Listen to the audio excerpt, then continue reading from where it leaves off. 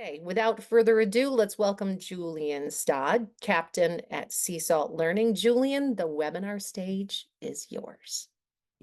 Thank you so much, Kristen, and welcome everybody. Thank you for inviting me along to share work with you today. I'm very grateful for that. It's a real pleasure to be doing so with ELB Learning. I've known this organization for a long time, and people there have always been very supportive of my work over time. So it's a real pleasure to be able to pay that back in some way. But I should stress that I've not turned up today to share work that I'm very certain about. I've turned up to share some new work as well. So parts of my own current practice, some of the work for a new learning science book, and also some of the ideas coming out from my last book, which was called Engines of Engagement and is a book about generative AI. So we will be touching on some of that. So I've packed quite a lot in. We'll see where we get with it. I'd really welcome any questions or thoughts you can ask as we go along, and if I see them, I will try to address those questions as we travel. I'm here in the UK today. As you can probably tell, I'm in a strange hotel room, so you have to forgive me the glare on my glasses and the rather strange decor behind me, but it does seem to have decent Wi-Fi, which is the main thing. As we jump in and think about the power of social learning, specifically scaffolded social learning, and think about sense making.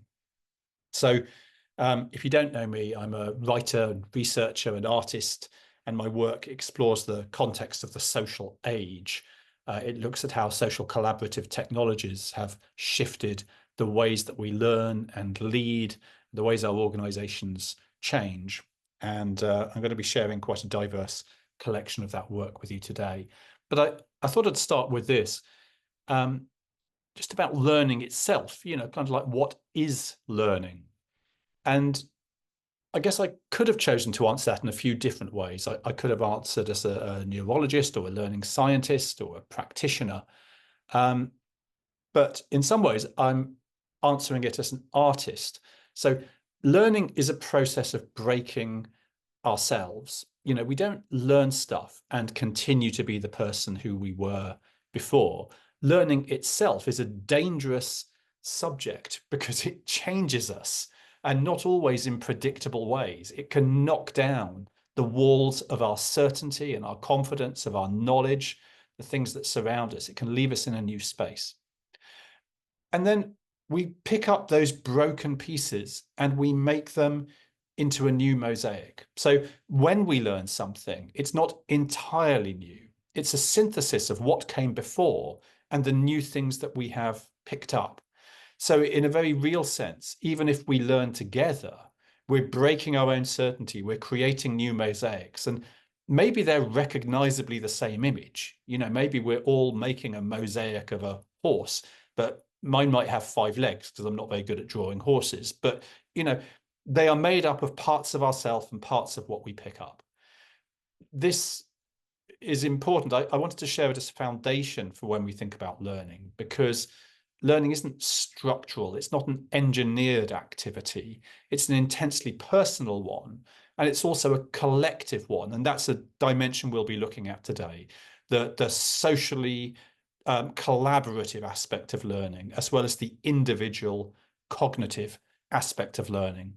I can see we've got friends from all around the world here today. So wherever you are, I should say something which is very important. Wherever you are, however you turn up, even if you're a bit tired like me, I don't know if you can see it in my eyes, you're very welcome in this space.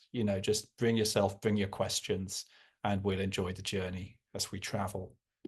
So learning is not something that happens in isolation. We learn in busy contexts. We learn in different spaces and different environments. In the global research project I did looking at communities and where we find our communities to learn within, people described that on average, they were part of 15 different communities that they used on a weekly basis in order to learn. We learn when we are busy. We learn with or without dedicated time. Learning is a complex and dynamic feature of our lives. Now, I said earlier, my work explores the context of the social age, and I just wanted to share that to, I guess, set a foundation of how I tend to talk about learning. So you'll see I've kind of gone from the industrial age, manufacturing age, into the knowledge age and the digital age, but I haven't stopped there. I think that whilst technology is exciting, and we'll talk a little bit about it later, I think there is a space beyond that, which is the social age, because social collaborative technologies, our ability to find infrastructure outside of organizations, have fundamentally changed the experience of what it means to be an individual. It's changed the sociology that we operate within. And something of that dynamic changes the power balance between individuals and organizations. So when we learn, I think we have to consider learning as both a formal and a social activity. And again, we'll delve a little deeper into that today. We are seeing some broad shifts, some of which are particularly relevant. So one is that we're moving away from the notion of the purely structural organization into a more socially dynamic model. So the structural organization was a legacy of the industrial age, when we used to dig stuff out of the ground and bring it together and heat it up and smelt it and make things and ship them and make money and bank it. It was an organization that thrived on the codification of knowledge. So figuring out how to do something and then repeating that again and again. So the structural organization is defined by consistency, conformity, replicability, carrying it to scale. That's where many of our organizations came from. But today, they're trying to do something different. They're looking at new ways to be innovative, to change, to be agile, to be more dynamic. And to do so will require something else, more fluid models of connection and organizations that are full of holes, where communities can exist, both formal and social. Because in that communities research that I talked about a moment ago, people described that most of the learning communities they are part of are entirely social. And in fact, their most useful learning communities, the most valuable ones, and I asked them to calibrate that by saying the ones that help them to be effective in their practice are not only social, but they're also hidden. They're communities that they were invited into because of someone they knew and something that they knew. And the other thing about that research that I found interesting was when I asked why those most valuable communities were effective, they said the most important factor is the choreography of welcome and engagement. They didn't talk about technology. They didn't talk about rules. They didn't talk about organizations. They talked about how welcome they felt.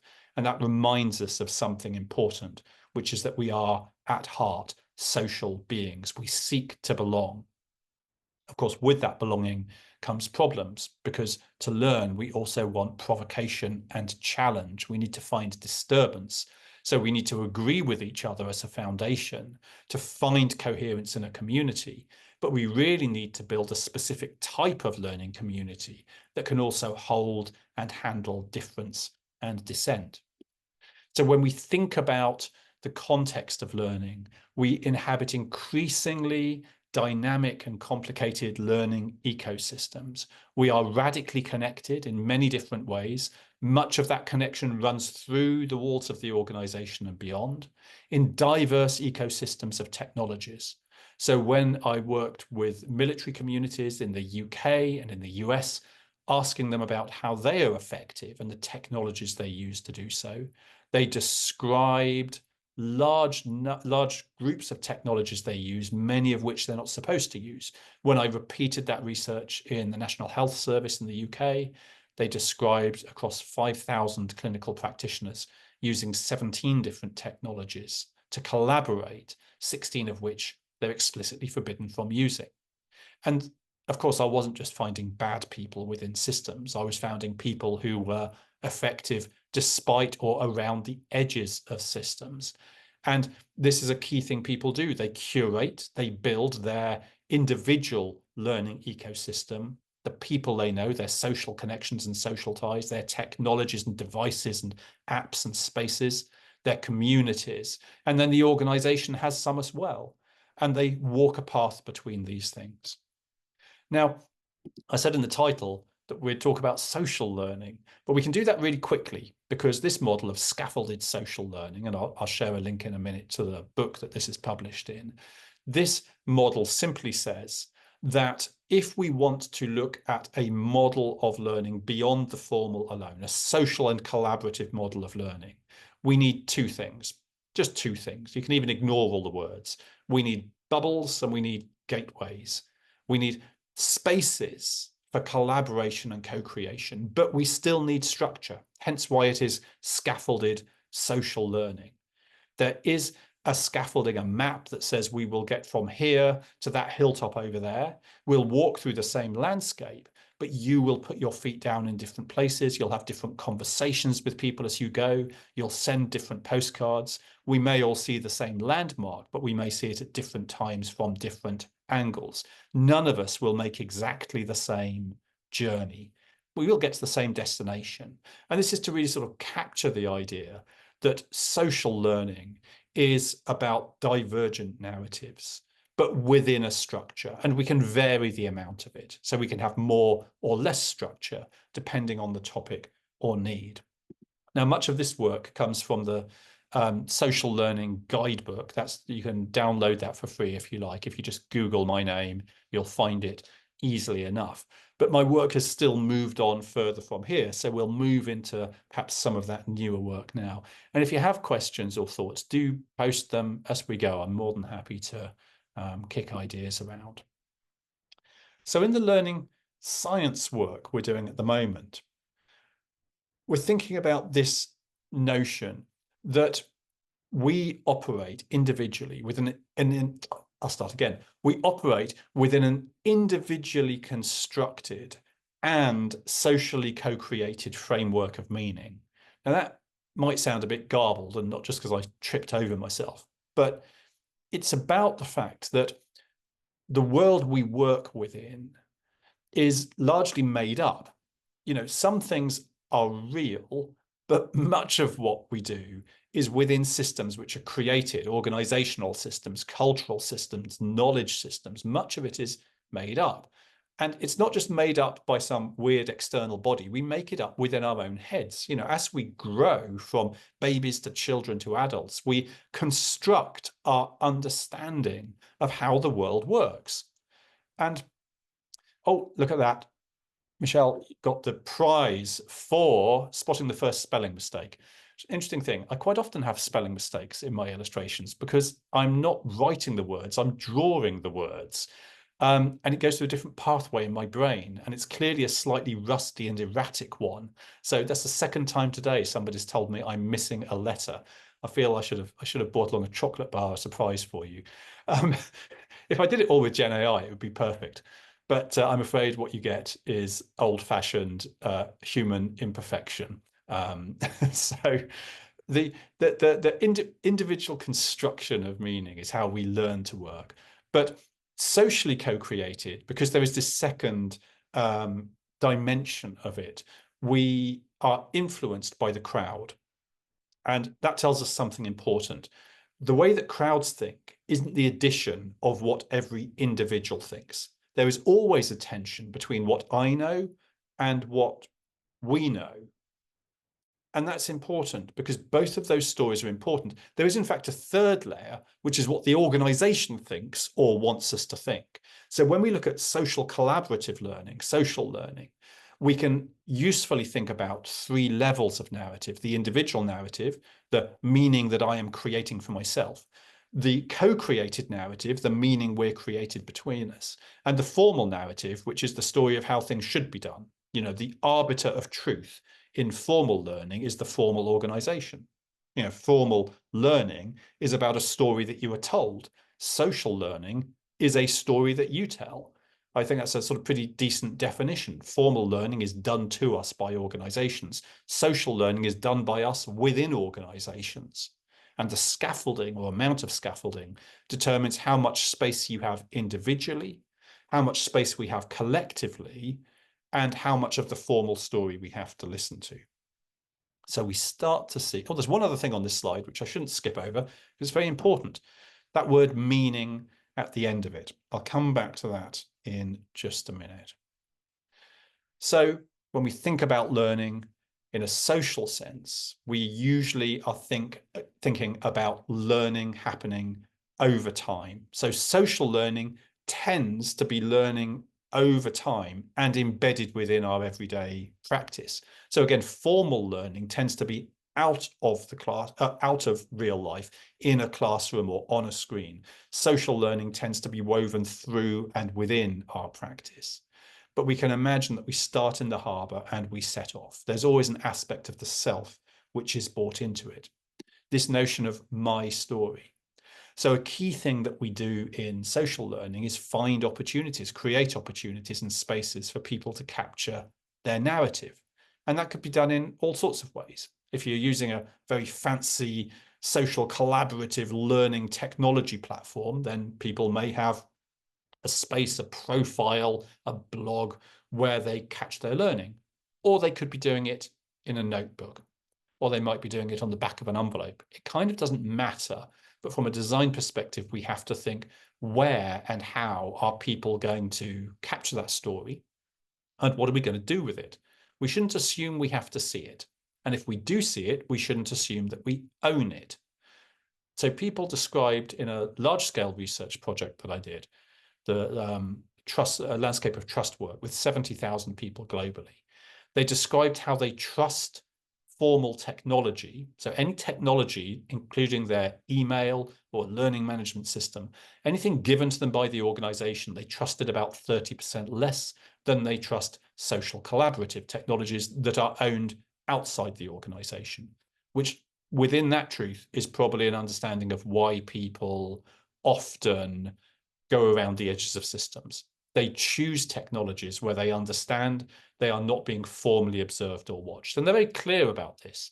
They say, I'm trying to avoid formal judgment and consequence, often because we bring people up within systems that test and assess them.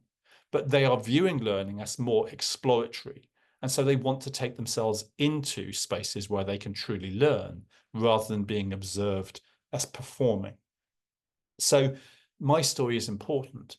Space to capture my story, space to capture collaborative stories. Now, this is quite interesting because it highlights one of our key challenges. I ran a big exec leadership development program in one of the big petrochemical companies a couple of years ago. It was a very big program. I had 10 cohorts going through it, and the program lasted 36 weeks. And I got each of those groups, each of those cohorts to write individual journals to co-create a story. We had storytellers helping them capture it. And at the end, when they graduated, we gave them this beautiful hardback case-bound book that their cohort had written.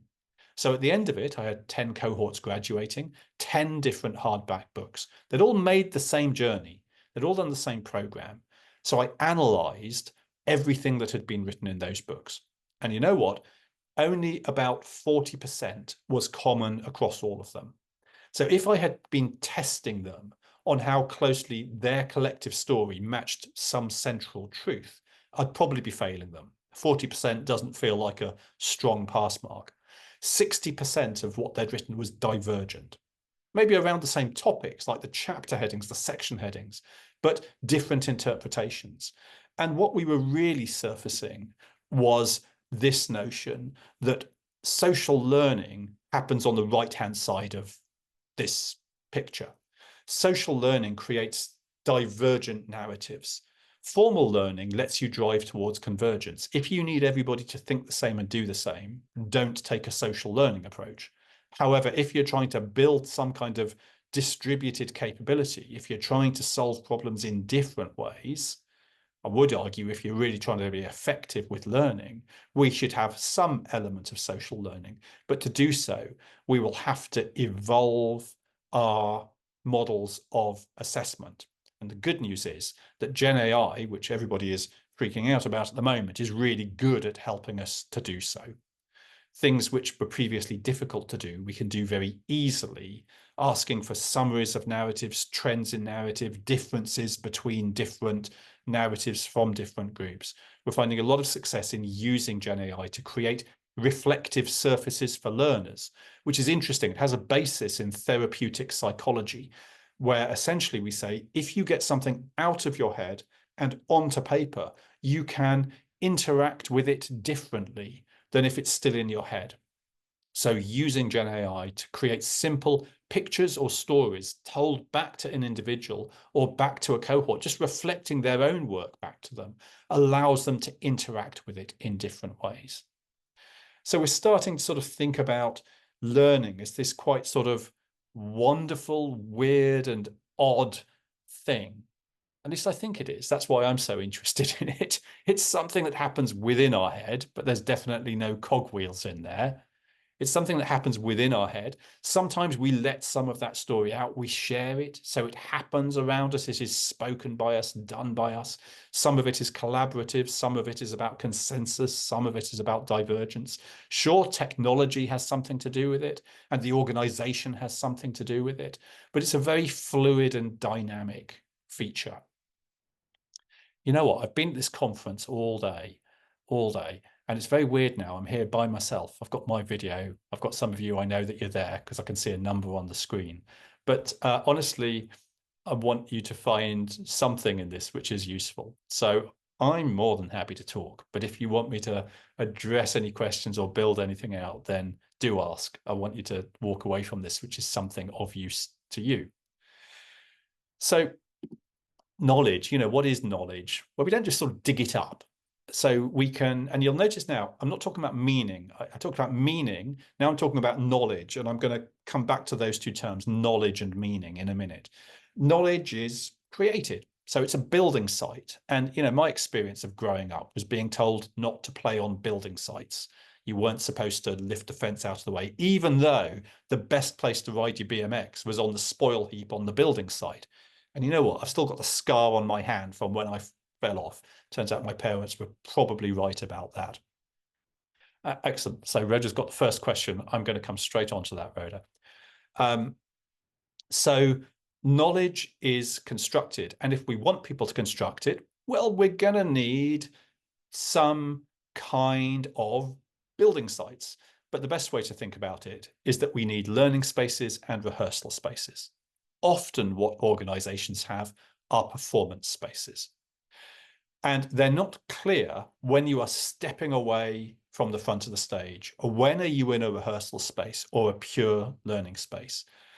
And this is important. It's to do with how the space is observed, how consequences applied, whether it's private, what the longevity is of the information in that space, who owns the narrative and the story.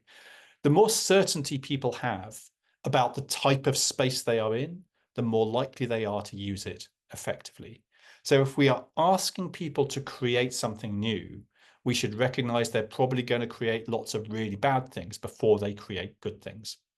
It's a funny thing. I was sharing some of my new work on Gen AI a few weeks ago, Gen AI and learning. And somebody who I think was probably a highly paid consultant somewhere popped up on my LinkedIn feed and said, why do you share such complex language? I understood 10% of what you said. Why do you deliberately make it so hard to understand these ideas? And I said, oh, well, you're probably slightly mistaken. I'm not making it deliberately hard for you to understand the ideas. I just don't understand them yet. So like I am learning. If you just want me to talk about stuff I know about, then I'll do that. It'll be of no use to any of us. Like I am trying to be in a dialogue with my own practice. And to do that, it turns out I quite often get lost and make mistakes. And that's what you're seeing. I said at some point, some happy point in the future, I may find simplicity. They came back to me and said, why don't you use Gen AI to find clearer language? And I said, again, that's not the point. I'm constructing my knowledge. It's supposed to be difficult. If you've ever made something, whatever it is, there is a joy in the creation. That's the joy in learning. It's supposed to be difficult. We shouldn't use new technologies to bypass the actual cognitive processes of figuring it out. Finding simple language is of no use if we haven't done the thinking that goes behind the words. Now, Rhoda, you have asked an important question, which I think I'm going to come on to later, but you know what? I'm going to answer it now because it's important. What's the best way to correct faulty or incorrect information in social learning? So the first thing I'll do, slightly unhelpfully, is to sort of reflect it back. So is it actually faulty or incorrect? And I ask that because organizations typically codify knowledge. So they come up with a version of the truth. But in practice, sometimes there are kind of multiple versions of the truth.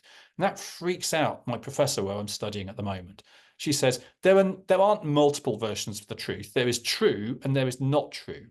I don't know. I think there's true and true enough for the moment, and then probably not true. So look at that. Kristen, you've moved that to answered already when I've barely started rambling on about it yet. There should be a tab here that says being answered.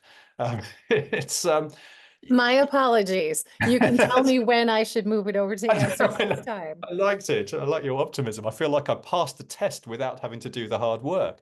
Um, but I'm going to actually answer the question now. So, partly we should say, well, the thing that we see that is wrong is that an opportunity to learn more of the actual grounded truth in our organization.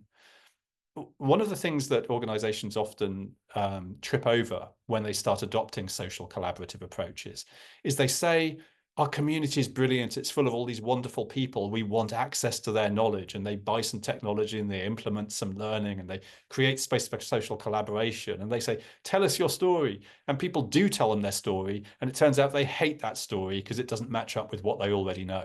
So we have to understand that, a learning organization, it works both ways. Sometimes the organization has to learn. So that's one answer. That's my least helpful answer, I guess. The second is about validation. So you're right to identify a challenge, but the challenge is moving. And we've seen this with Wikipedia, actually. There's some pretty good research that looks at Wikipedia. And it says, turns out when Wikipedia first started, it was full of all sorts of rubbish. And the journal Nature, which they looked at, was much more accurate. The research looked across, I think, and I'm just from memory, 42 hard science subjects. It turned out that Nature, with its peer-reviewed process of validating knowledge, was much better than Wikipedia. But then, a year later, Wikipedia was almost as good as Nature, better in some areas, actually. And the thing is that our legacy models of validation are quite fixed, but we are finding new ways to validate knowledge. So it's not as simple as thinking that when we move to social collaborative models, validation isn't there. We should be open to exploring different models of validation. But you are absolutely right that we need to also work with people, not just here, but when we look at Gen AI, on those mechanisms of validation. Like, how do we understand it? So nobody's picked up on any more spelling mistakes. So I think I'm doing okay there. I have now answered the question. So I'm going to move on. My iPad went to sleep while I was doing that. So let's sort of come back to this idea of knowledge and meaning. Understanding is created. Sometimes I say, our understanding isn't like an apple on the tree. We don't just pluck it off and give it to somebody. There has to be that work. And social learning is really good at this because it allows us to rehearse and prototype ideas in private, in small groups, in larger groups with the right kinds of support if we design it well. The other thing about social learning is you shouldn't do it because it's going to be easier and cheaper, although it does redistribute the effort.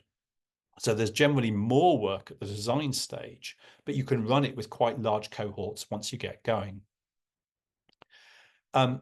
Understanding is really hard work when it's calculus. It is, but the good news is that Gen AI is going to fix that for us. If you look at Sal Khan's video of his maths tutoring AI, it's just incredible. It's like magic, but actually real. Going to see great progress with that because maths is a kind of definable, because I'm speaking to an American audience, I suppose I should say math rather than maths. But math is a definable sort of problem. There will be some fantastic progress made with that in the next year or two. There was already great progress being made with it. So here's our machine churning out one truth. That's not how it works. It's a mixture of people, of technology, of individual cognition, collective cognition, and sometimes we get a truth we share and sometimes divergent truths. In the learning science work, we're toying around with this. The sort of legacy model would say data, information, knowledge, wisdom, but I think sort of knowledge is interesting. I was in Morocco a few years ago, and I was very lucky. I was invited to visit one of the religious libraries there, and we walked up this huge flight of stairs to it, and came to this giant wooden door with three keyholes in it. And the librarian said, if you had come here, it's 800 years old, this door.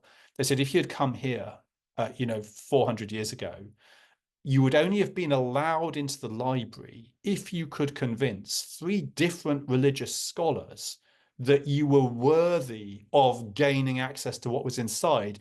And to make matters worse, they all, of course, hated each other. So you didn't have to have one story, you had to argue it out with all three of them. Well, what a long way we've come since then.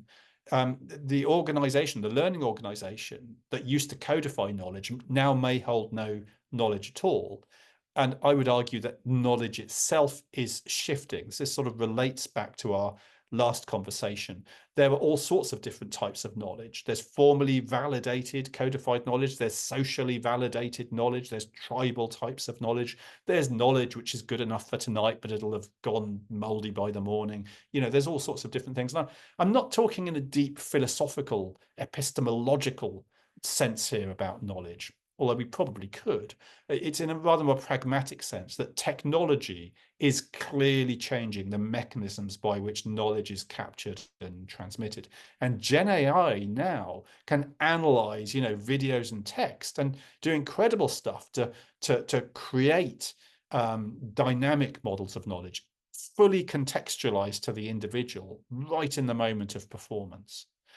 But if we look beyond that, we can think about the creation of meaning. And I go further in most of, not all of it, but most of my new work on learning. I talk about learning is ultimately about the creation of meaning, and meaning is this landscape within which we operate. Because I think that's the really valuable feature of learning, that it lets us build and evolve the space that we work within. So we can think about the processes of that. Learning through the process of sense making. So this is our kind of final, I think it's our final really important term, sense making in learning. And I've always kind of felt it was important, but now more so than ever. So sense making happens individually. When you kind of read something and you just think, yes, that's fantastic. I'm just taking that all on board, like import it. It's in my head. I carry it forward. Sometimes that happens. Or you think, oh, you know what? There's something in there, but I don't quite know what. I'm going to take some of it, leave some of it behind, reject some of it.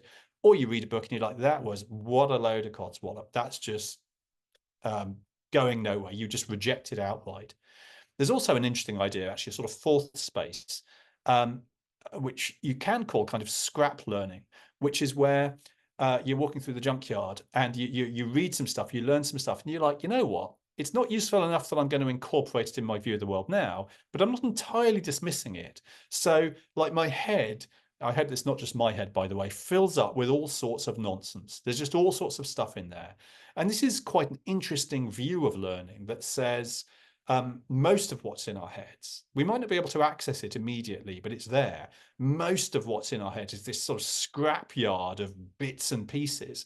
But in the moment, under pressure, we find the bits we need and we assemble something new. And you probably had the conscious experience of that, which we call, insight or a eureka moment. And you're like, I couldn't really tell you how I came to have that thought, but clearly we're drawing on all sorts of things that are just hanging around in our brains.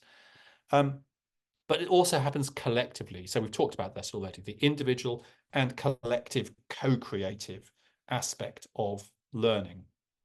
So within that is the creation of meaning. So we see that meaning at an individual and socially co-created way is extremely important. And social learning gives us a stronger mechanism by which to discover or create or forge meaning, but then crucially to take it apart again and create it anew. And this is one of the interesting things for me. In fact, I've got a look at that. A QR code still cool? I don't know. My children are 2 years old and 5 years old, so everything I do is cool, clearly. But I don't know if QR codes are still cool. But this one will take you to some of the writing on the blog about the creation of meaning if you're interested in that. And I'm interested in that because a feature of disruption and failure, which I wrote about in a 2019 book called The New York Dereliction Walk, which looked at the failure of organizations and indeed social ideas. What we see there is that organizations are trapped by what they already know. So sometimes we learn things and they become so true that they form this wall that's so high and so wide, we forget that it's even a wall at all. So it occludes, it hides other ways of understanding. So the ability in social learning to take apart those truths, to deconstruct our sense of meaning, is as important as our ability to create new meaning. The reason I say in social learning is interesting because formal organizations find it really hard to do that. They really tend to hate ambiguity.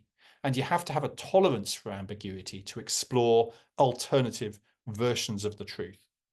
This takes us into, and I'm moving into some of my newer work now. So if you feel that it's been a bit ragged so far, it's probably going to get worse.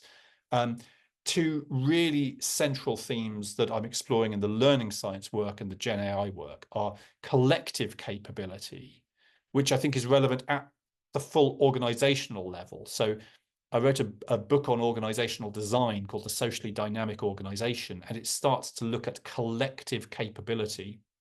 How do we find emergence? So it's not just what you can do and what I can do, but what can we do together and with our communities?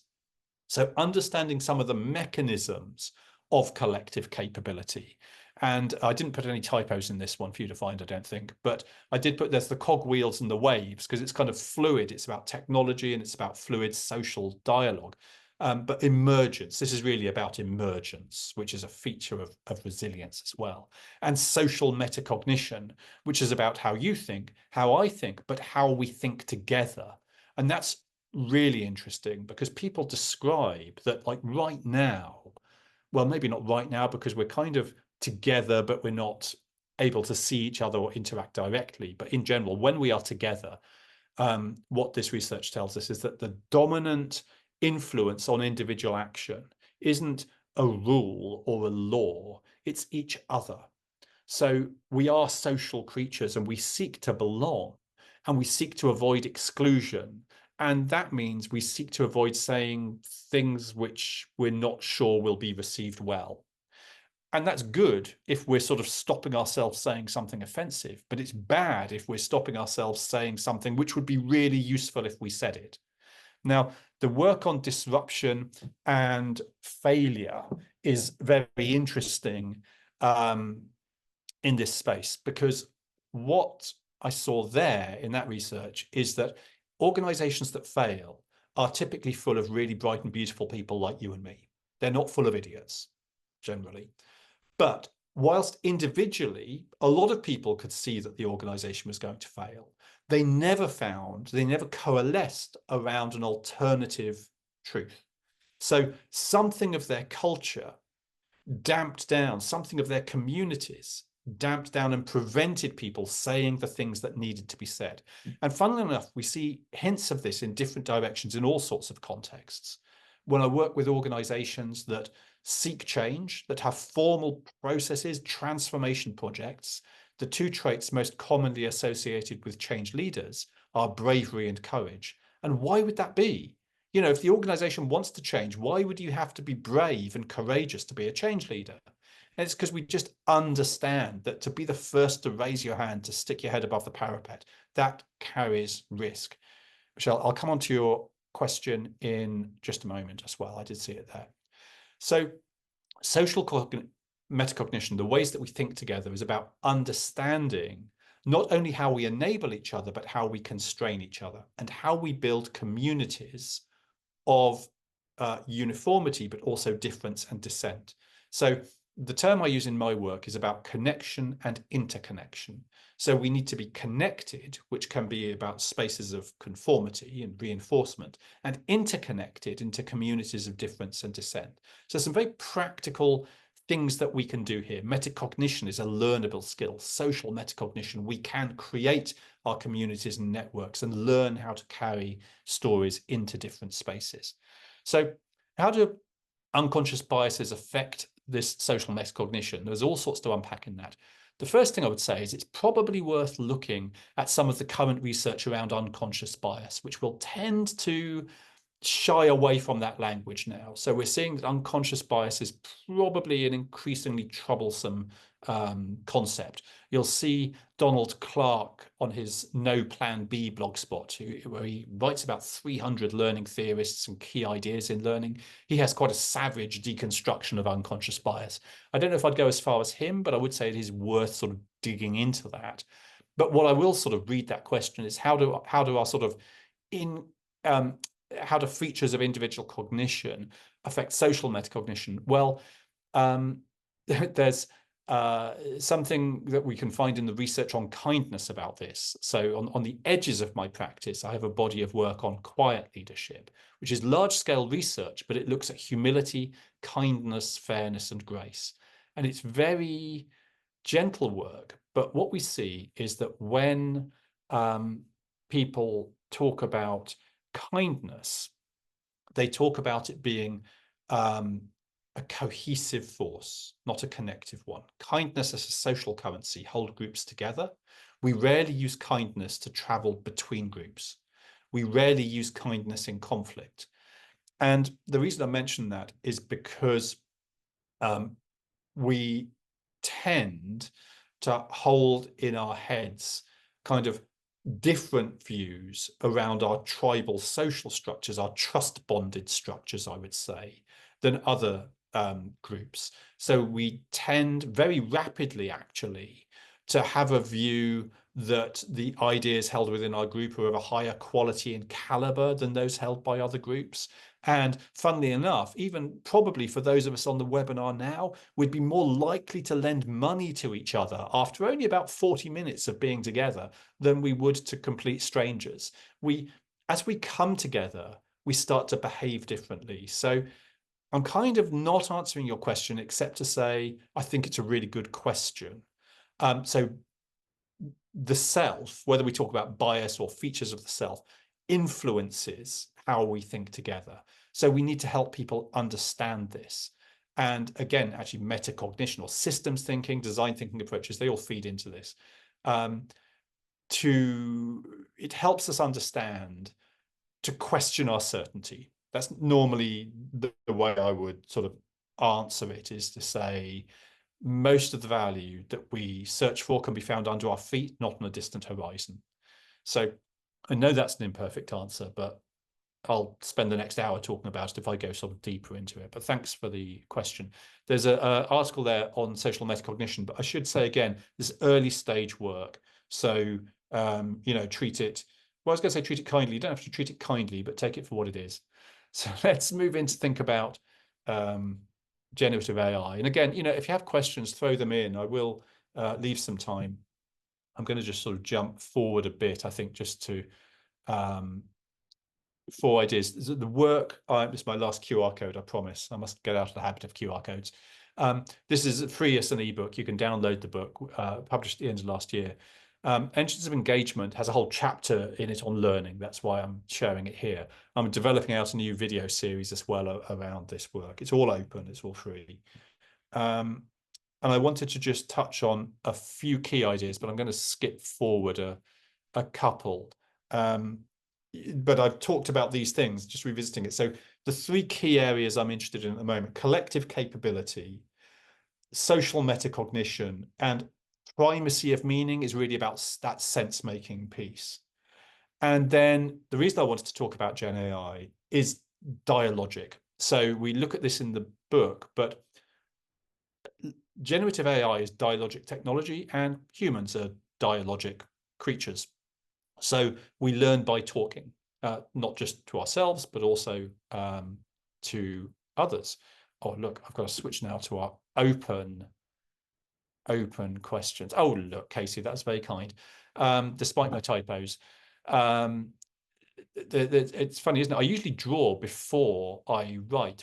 For me, drawing is sort of part of my practice, part of my thinking, but you never quite know what's going to come out. And I should stress, I always say my work is sketched. I'm not sharing any great truths with you here. You should graffiti it. You should take it apart and make it your own and challenge it. I think we're well past the time when we should rely on experts to generate truths that we put on pedestals and never question.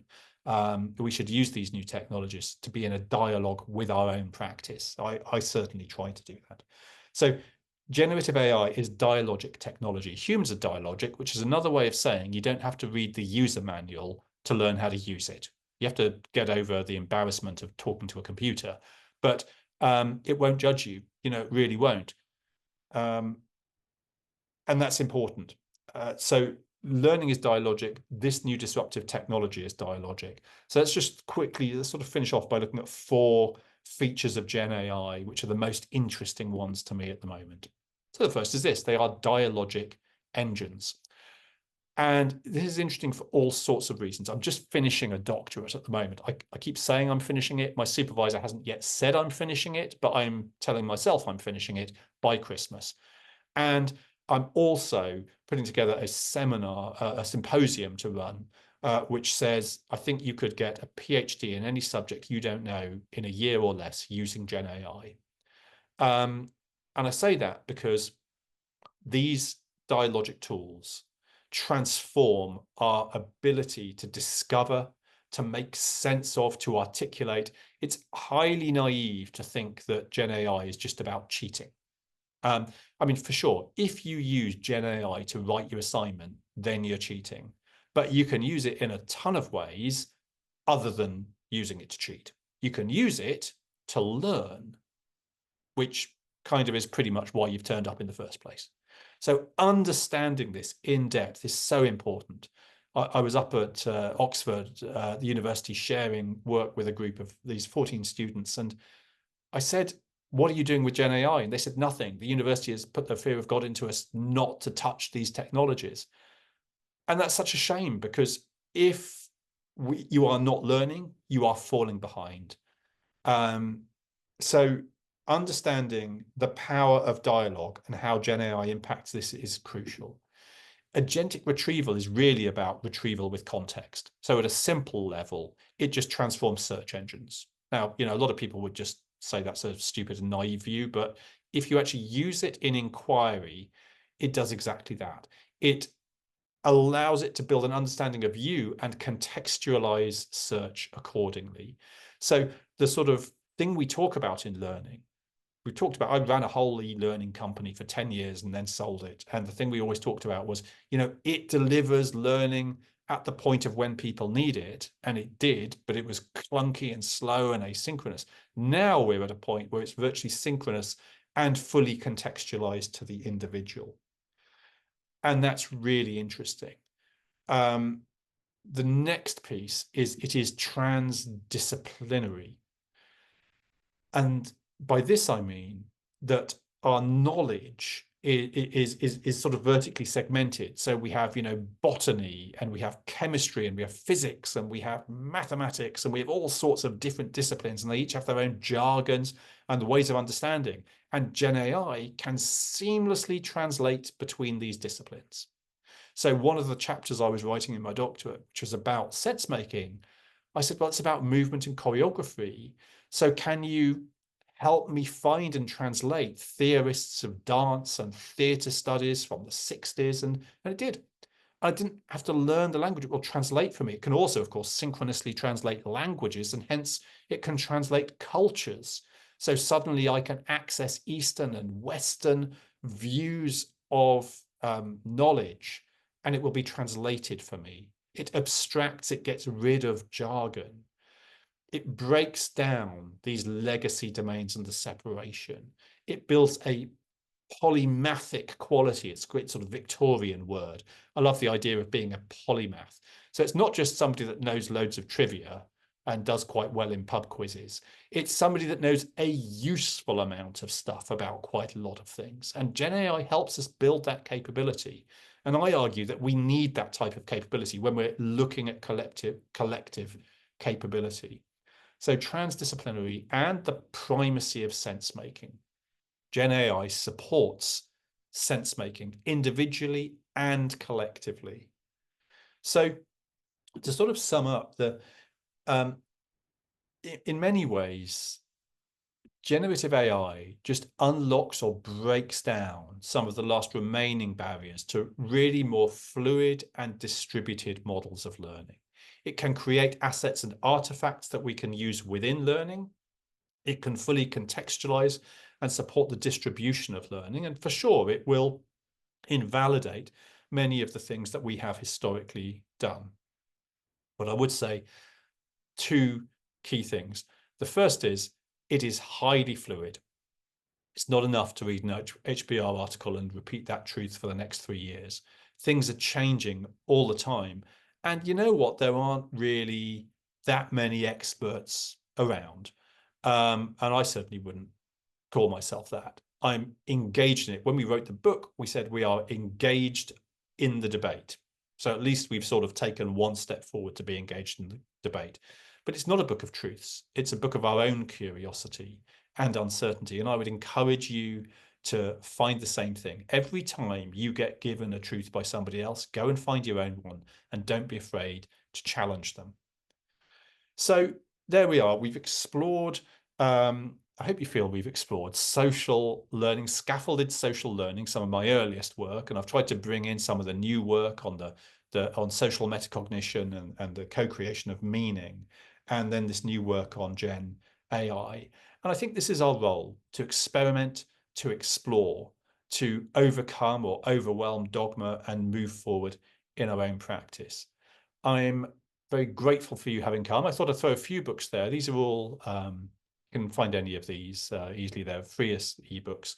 The ones I've referenced here, the Community Builder Guidebook has some of that original research on community, the social learning one, and obviously engines of engagement. But with that, thank you for sticking with me. I'm sharing work all week, so I know I'm a bit rambly and all over the place sometimes, but we have a bit of time, I think, Kristen, for questions, if anybody has any. We definitely have time for questions. Excellent. So hopefully we'll have a couple of volunteers that put some other questions over into the Q&A bubble for us so we can keep track of them easily. So, I know that everybody absolutely loves your illustrations. When did you start illustrating, Julian? so it's funny. I've always been an artist, sort of. It just personally, I've always painted watercolors and oils, and I started writing in 2010, every day. And in 2013, I think I started illustrating the blog, and it just exploded, just like it just generated such a lot of interest.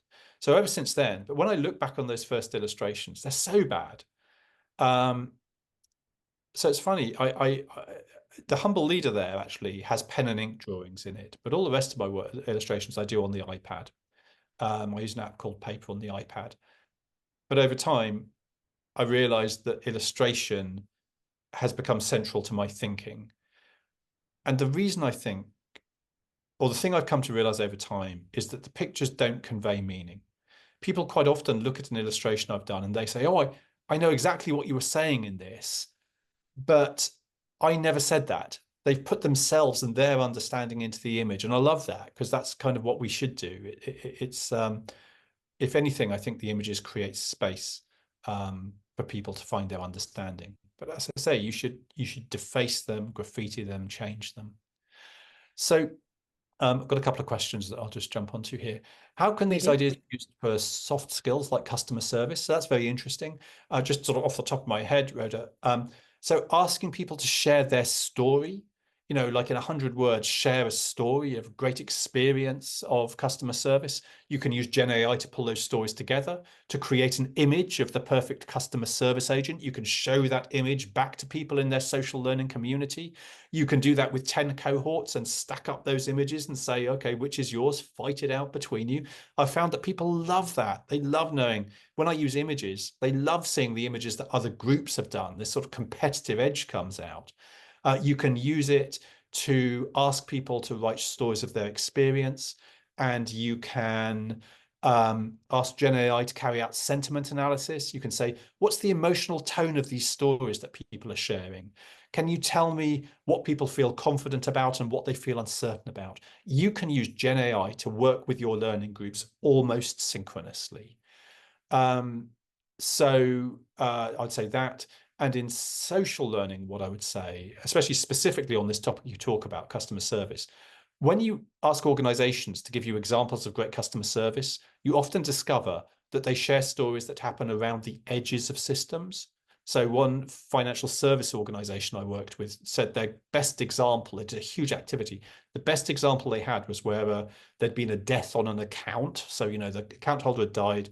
The people in the bank had dealt with it really sensitively. They'd bought some flowers. The customer had been, the relatives had been so grateful it had got it into the newspaper. And I said, you understand this example you're sharing, broke expenses policy. They weren't supposed to buy flowers, but they did. They were using data in ways they weren't supposed to use it. So social learning can let you surface those stories, but then it can help you understand the friction between how people perform in real life and what the system tells them how to perform. So something around that. Um, any suggestions for promoting more social learning in an asynchronous online course? Well, Randall, that's a really, good question. And I've actually been wrestling with it myself recently because I the quiet leadership work, which I do as a live dialogic program. It's free and it's open to everyone. I've recently done a Udemy version of that course, which I kind of really didn't want to do because I say it's all about the dialogue. So at the simplest level, it's about, in fact, The Humble Leader is an example. That book is a guided reflection for social leaders. It's only 3,000 words long, gives them 8 topics of conversation, and it says, take the book, find a friend, sit down for a coffee, and have this conversation. I've got another book called Power and Potential, which is an inquiry framework. So the design work is to create an inquiry framework, 16 questions that you can use to explore your power and potential. If you find me online, just Power and Potential, you can download that book and look at it. So inquiry frameworks are a great way to create that space. You remember I said at the start, structure and space? Inquiry frameworks are just sets of interconnected questions that you give to people to explore. The trust guidebook there, 72 questions about trust. It can be asynchronous, it can be offline, it can be online. So those kind of approaches. Julie, Um, we do have a question over in the chat. She said, Michelle is yes. asking, can you set up some kind of online board where learners can chat about it? You So have something to like chat that. about, yeah. So if you the spaces that I have a Substack site. I love Substack at the moment. Social Leadership Daily. I have 60 seconds a day to look at your leadership. There's a great community around that work. So that's a site that I'm using at the moment. Um, and yeah, if you have any questions for me, just do. Yeah, I'm easy to find online, so you're always welcome to throw me a question. I I'm conscious of time. But, You are doing absolutely fantastic. And are we seeing anything else? No, we did answer that. I did not say that we answered it early. And we are looking at straight up top of the hour for us. So thank you so much, Julian, for all of your insight, your gorgeous designs. And thank you so much to everyone who chose to come on over and attend this webinar today. You will receive a recording of this webinar, the link to it, and any type of assets that Julian decides to toss our way afterward. We may have a couple of extra links if you would like. And you should look for that in your inbox in the next 48 hours. So everybody, thank you so much and have a great day.